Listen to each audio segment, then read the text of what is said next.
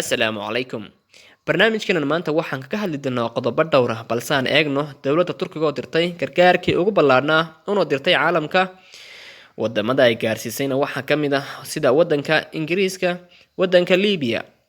Wasiirka caafimaadka ee dalkaasi Turkiga oo ka hadlay gargaarkan ay bixiyeen ayaa wuxuu yidhi waxaan dirnay gargaar gaadhaya 500 oo kun oo qalabka daawooyin iskugu jira. Wadamada ay gaarsiiyeen waxaa ka mid ah wadanka Kosovo iyo wadamo fara badan sida wadanka Macedonia. Wadamada kale ee gargaarkan caafimaad la gaarsiiyay waxaa ka mid ah wadanka Montenegro sida wadanka Serbia iyo wadamo fara badan sida Bosnia. Wadanka Italy ama Talyaaniga, wadankaasi Spain iyo wadanka Iran.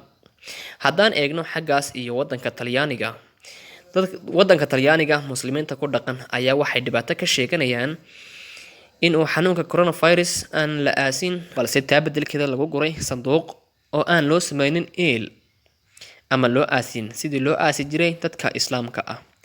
Dadka muslimka ee ku dhaqan wadankan ayaa lagu qiyaasaa inay ugu yaraan yihiin 2 milyan oo ku nool waqooyiga Milaan iyo Roma.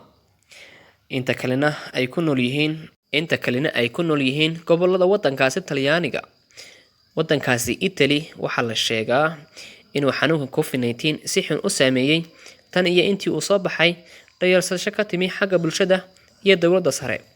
Haddaan eegno xagga wadanka Sacuudiga waxaa la sheegay inuu xidhay dhammaan baxadadka uu la wadaago wadamada siiba uu xidhay 5 gobol oo ka mid ah wadamadaasi. Sidoo kale wuxuu xidhay masaajidadii meelihii barakaysnaa Maka iyo Madiina. Haddaba xanuunkan COVID-19 ayaa si xun ugu dhex faafay wadankaasi Sacuudiga. Wadanka Sacuudiga inta uu saameeyay 8 Abriil waxaa lagu qiyaasaa 2735 ayuu ku dhacay xanuunkan COVID-19.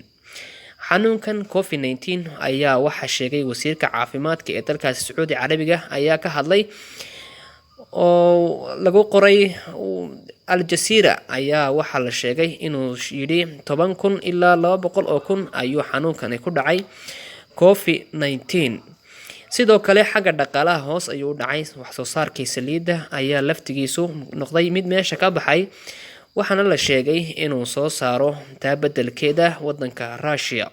Wadanka Russia ayaa iminka noqday wadanka koobaad ee soo saara saliidda halkii uu wadanka koobaad ahaan jiray wadanka Sacuudiga iyo ururka loo yaqaano OPEC, ururka saliidda adduunka.